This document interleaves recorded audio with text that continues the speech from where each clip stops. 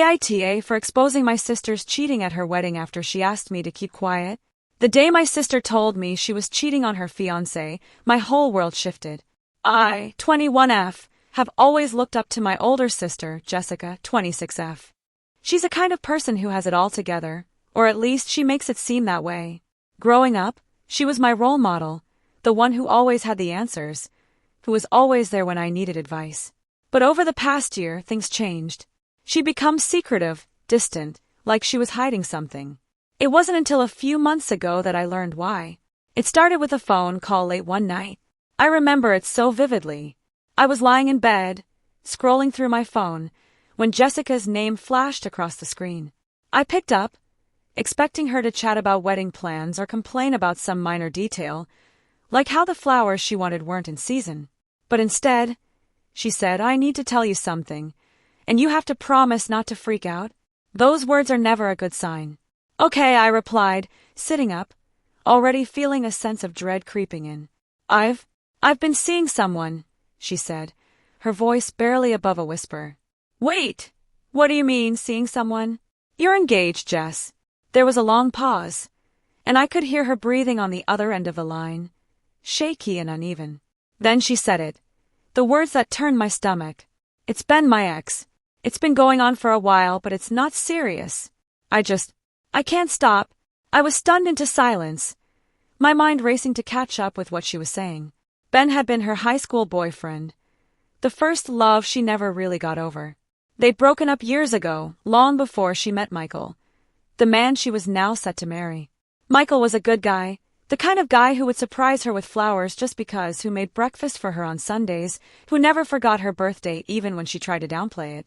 "Jessica, are you kidding me right now? You're cheating on Michael with Ben." I finally managed to choke out. "It's not what you think," she insisted, her voice growing more desperate. "It's just physical, okay? It doesn't mean anything. I love Michael, and I'm going to marry him. I can't explain it." I didn't know what to say.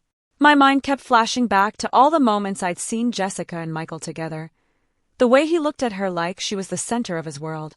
And now, she was telling me that she'd been sneaking around with her ex, even as she planned a life with Michael. "Why are you telling me this?" I asked, my voice thick with anger and confusion. "Because I need you to understand," she said, almost pleading. "I'm going to end things with Ben before the wedding. I just needed to tell someone, and I didn't know who else to talk to." "You shouldn't be telling me, Jessica," I shot back. "You should be telling Michael." She went silent for a long moment, and then she said the words that would haunt me for weeks. "Please don't tell him. I'll fix it. I promise I'll fix it." Against my better judgment, I agreed. Maybe it was because she was my sister, and I couldn't bring myself to hurt her, even though I knew she was in the wrong. Or maybe it was because I couldn't face the idea of being the one to shatter Michael's world. I held on to the hope that she would do the right thing and end things with Ben, like she said she would. But deep down, I couldn't shake the feeling that she was lying, to herself and to me. A month before the wedding. As the wedding day approached, Jessica kept up the charade. To anyone who didn't know better, she seemed like the picture of a blissful bride-to-be, planning every detail of her dream wedding with Michael. But I saw through the facade. I saw the way she would check her phone obsessively when she thought no one was looking. The way she'd disappear for long errands that always seemed to take a little too long. And when I confronted her about it, she'd brush me off with excuses saying, "I'm ending it, I swear. I just need a little more time." I didn't believe her, but I kept my mouth shut, feeling the weight of a secret pressing down on me like a boulder I couldn't lift. I couldn't sleep. I couldn't concentrate on anything else. I kept imagining what would happen if Michael found out, if he discovered that the woman he was about to marry had been lying to him for months. And then I'd imagine the look on my sister's face if I told him myself, the hurt, the betrayal. It felt like there was no right answer, no way out of the mess she'd put us both in. The week before the wedding, Jessica and I went out for drinks, her idea. I think she sensed that I was pulling away from her, that I couldn't look at her the same way anymore, and she was trying to repair the damage. We sat in a dimly lit bar, sipping cocktails, and she kept talking about the wedding, about how excited she was to start a new chapter with Michael. "I just want everything to be perfect, you know," she said, twirling the straw in her glass. "Perfect." I couldn't stop the bitterness from creeping into my voice. "You're still seeing Ben, aren't you?" She flinched like I'd slapped her. For a moment, I thought she might deny it. But then she let out a defeated sigh. It's over after the wedding, I promise. I don't want to hurt anyone, okay? I laughed, but there was no humor in it. You think you're not hurting anyone right now? What about Michael? What about me, Jess? You dumped this secret on me, and I don't know how to live with it. Her eyes filled with tears, and she reached across the table to grab my hand. I'm sorry. I never should have told you. I'm begging you, please just let me handle this. I'm going to marry Michael, and everything will be fine. I pulled my hand away, feeling the anger and frustration bubbling up inside me. You're lying to yourself, Jessica. And I don't know if I can keep lying for you. She didn't say anything to that. She just stared down at her drink, her shoulders slumping like the weight of her own choices was finally catching up to her. The morning of the wedding was a whirlwind of activity. I woke up with a knot in my stomach, the same knot that had been there for weeks, but now it felt like it had turned into a full-blown storm. My mind kept replaying the night before, when I'd seen Jessica slip out of the rehearsal dinner and walk into the parking lot with Ben. I'd watched them from the window, my heart pounding in my chest, as they stood close, talking in hushed tones. She hadn't seen me, but I'd seen enough to know that whatever she had with Ben wasn't over. But I kept my mouth shut, just like she'd asked. I kept telling myself that it wasn't my place, that it wasn't my responsibility to fix her mistakes. But as I stood in the church, watching her walk down the aisle in her beautiful white dress, I felt like I was going to be sick. She looked radiant, smiling up at Michael like he was her whole world, while her other lover sat in the back row, watching the scene unfold with a smug look on his face. I could barely focus during the ceremony. My thoughts kept spinning, and my pulse raced, making me feel like I was outside of my own body, watching this nightmare play out. When the priest asked if anyone had any objections, I felt my mouth go dry, my palms sweaty. I thought about saying something then and there, but I couldn't make myself move.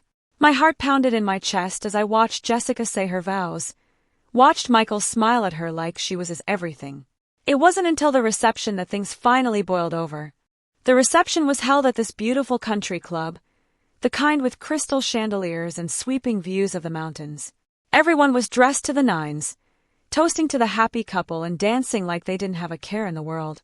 But all I could think about was the secret I was keeping and the way Jessica had begged me to stay silent. The weight of it was too much, pressing down on me until I felt like I couldn't breathe. That's when I made my second big mistake. I started drinking. A lot. I don't know what I was thinking. Maybe I thought it would numb the anxiety, or maybe I just didn't want to feel like the only one in the room who wasn't celebrating.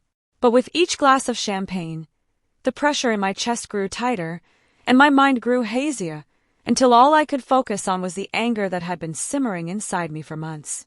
Jessica kept glancing at me throughout the night, her expression nervous, like she knew I was a ticking time bomb. I tried to avoid her, tried to avoid everyone, but as the toast began, I found myself standing at the edge of the dance floor, listening to one speech after another about how perfect they were together, how lucky Michael was to have found such a loving, loyal partner. And that's when I snapped. I don't remember grabbing the microphone. I don't remember the words coming out of my mouth. All I remember is the stunned silence that fell over the room. The way every face turned toward me as I said something about how marriage is about trust and honesty is the foundation of love. My words were slurred, but I knew I wasn't being subtle. I knew what I was doing. I could see Jessica's face from across the room, her expression frozen in horror. And then I saw Michael, looking confused, glancing between me and Jessica like he was trying to piece together a puzzle that didn't quite fit. The silence stretched on, heavy and suffocating, until I handed the mic back to the DJ and stumbled off the stage, my heart racing. Jessica found me a few minutes later, dragging me into a corner, her face flushed with anger and panic. "What the hell was that?" she hissed, her voice trembling. "You just ruined everything." I shook my head, the alcohol making my thoughts fuzzy. "You ruined it, Jessica. You ruined it the moment you decided to keep lying. I can't stand here and pretend I don't know what you've done."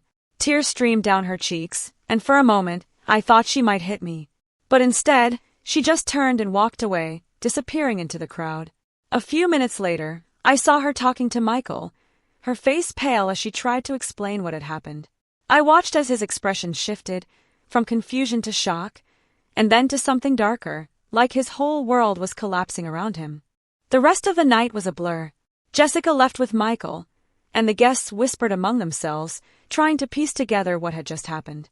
I left the reception alone, stumbling back to my hotel room, where I collapsed on the bed and stared at the ceiling, feeling the weight of what I'd done settle over me like a blanket. The next morning, I woke up to a dozen missed calls and texts from my parents, from Jessica, and from a few family friends. My head throbbed, and my stomach churned with nausea as I read through the messages, most of them filled with anger and disbelief.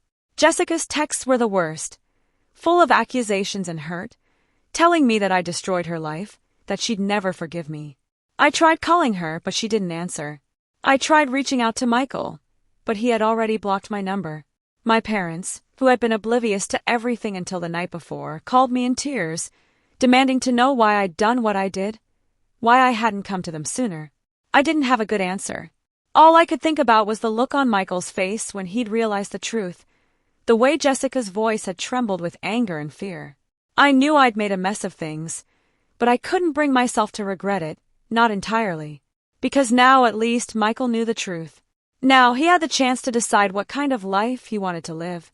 Jessica hasn't spoken to me since that night. Last I heard, she and Michael had postponed their honeymoon, and she was staying with a friend while they tried to figure things out.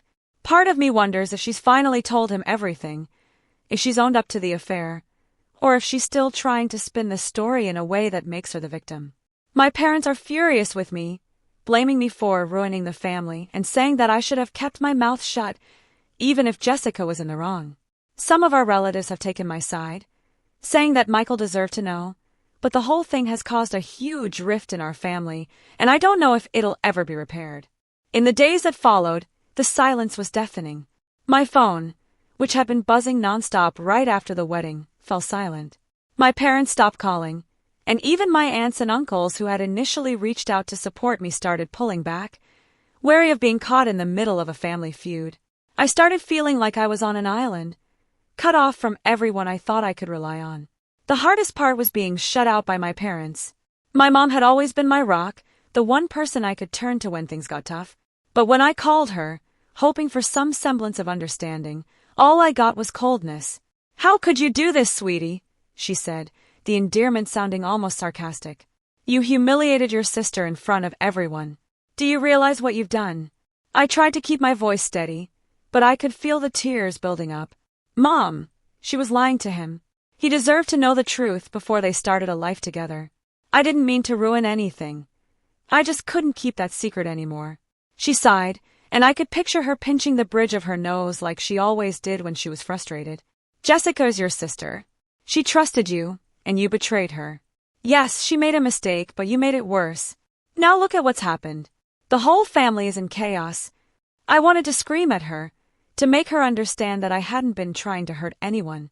But instead, I just swallowed the lump in my throat and said, "If you think I ruined things, then I guess there's nothing more to say."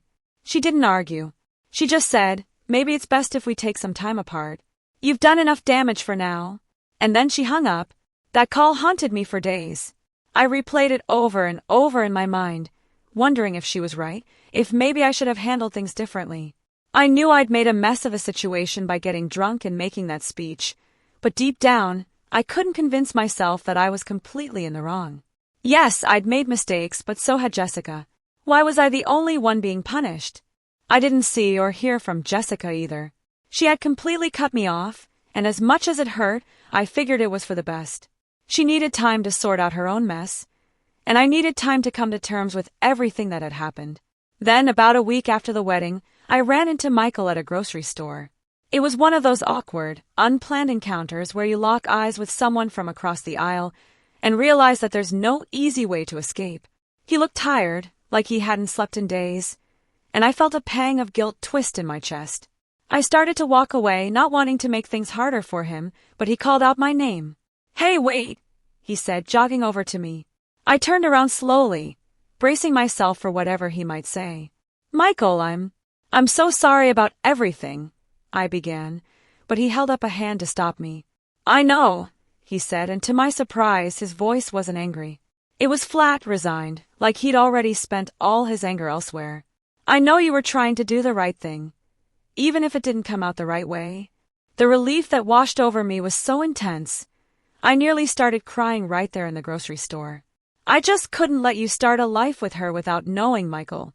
I know it wasn't my place, but I couldn't stand by and watch her lie to you. He let out a bitter laugh, rubbing a hand over his face. Yeah, well, you were right about one thing. I deserve to know. I just wish it hadn't gone down the way it did. Now it's like, I don't know what's real anymore. He looked so lost, and I didn't know what to say. I wanted to reach out, to offer some kind of comfort, but I knew there was nothing I could do to make this right. Have you talked to her?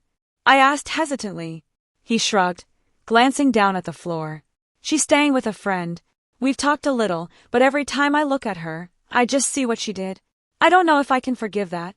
And honestly, I don't know if I even want to try. I nodded, understanding more than he could know.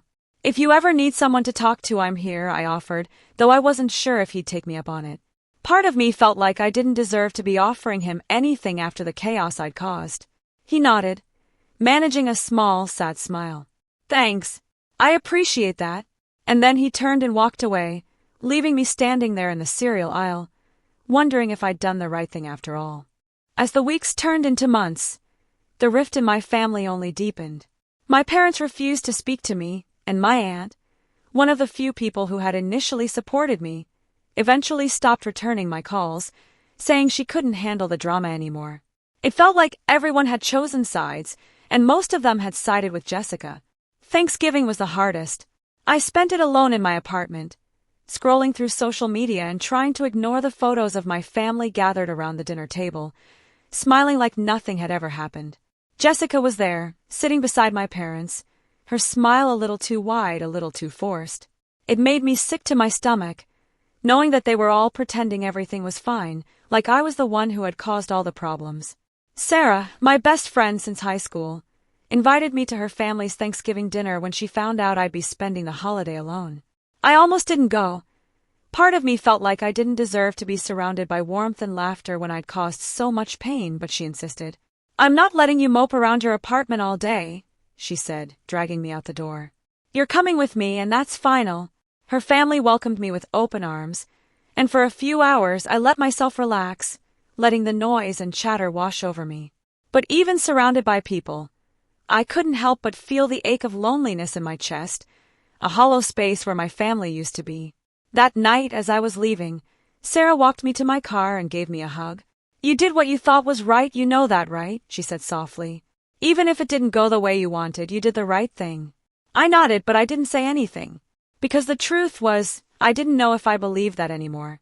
A few days after Thanksgiving, I got a text from Jessica. It was the first time I'd heard from her since the wedding, and my heart skipped a beat when I saw her name flash across my phone. The message was short and to the point. Can we talk? I stared at the screen for a long time, my mind racing with all the things I wanted to say to her, all the anger and hurt that had been building up inside me for months. But in the end, I just typed back, okay. When and where? We met at a small cafe in town, the kind of place we used to go to when we were kids. It felt strange to be sitting across from her again after everything that had happened, like we were strangers trying to find our way back to something familiar. She looked tired, her face pale and her eyes rimmed with dark circles, and I wondered if she'd been sleeping any better than I had. Thanks for meeting me, she said, her voice barely above a whisper. I nodded, folding my hands in my lap to keep them from shaking. Yeah, so what did you want to talk about? She took a deep breath, like she was gathering all her strength, and then she said, I'm sorry. I know that probably doesn't mean much now, but I am. I should never have put you in that position. I was so caught up in my own mess that I didn't think about what it would do to you. I stared at her, my heart twisting in my chest. I wanted to believe her, to believe that she meant every word, but a part of me couldn't forget the way she'd looked at me on her wedding night, like I was the one who had betrayed her. Why now, Jess? I asked, my voice rough. Why did it take you so long to say this? She blinked, and for a moment, I thought she might cry, because I didn't want to admit that I was wrong. I thought I could fix it on my own, but I couldn't. I hurt Michael, I hurt you, and I've lost everything because of it. The words hung between us, heavy and raw, and I felt the anger I'd been holding on to start to unravel. But underneath it, there was still so much hurt, So much resentment for everything she'd put me through. I wanted to protect you, you know that? I said, my voice cracking. I wanted to protect you, and instead, I ended up losing my whole family. She reached across the table, her hand trembling, and for a moment I thought about taking it. But then I pulled back, folding my arms tightly across my chest. She let her hand fall, and her face crumpled. I don't expect you to forgive me, she whispered. I wanted you to know that I'm sorry. I looked at her, my sister, the person I'd looked up to my whole life, and for the first time, I realized how broken she looked, how much of herself she'd lost in the process. And even though I wasn't ready to forgive her, I felt a flicker of something like hope. Hope that maybe someday we could find a way back to each other. I'm not there yet, Jess, I said softly. But maybe someday. Maybe. She nodded, tears spilling down her cheeks, and for the first time in months, I felt like we were starting to understand each other again. It's been a few months since that conversation, and things are still far from perfect. My parents still haven't come around, and Jessica is still trying to pick up the pieces of her broken relationship with Michael. But I've found a kind of peace, a way to move forward without being weighed down by regret. Sarah's still my rock, the one person who stuck by me when everything else fell apart. And while I still miss the way things used to be with my family, I'm starting to accept that some things take time to heal, and some wounds may never fully close. I don't know what the future holds for me and Jessica, or if my parents will ever forgive me for what happened. But I do know that I did what I thought was right, even if it came at a cost. And for now, that has to be enough. TLDR, my sister, 26F, confided in me, 21F, that she was cheating on her fiancé with her ex, and she begged me to keep it a secret, promising to end the affair before her wedding. She never did, and her ex even attended the wedding as a guest. During the reception, overwhelmed with guilt and after getting drunk, I gave a speech hinting at her infidelity. It caused a scene, leading her husband to become suspicious and eventually learn the truth. Now, my family blames me for ruining the wedding and causing a rift, while some relatives support my decision, saying her husband deserved to know. My sister hasn't spoken to me since, and my parents have also cut me off. I'm left questioning whether I did the right thing, even as I struggle with the fallout.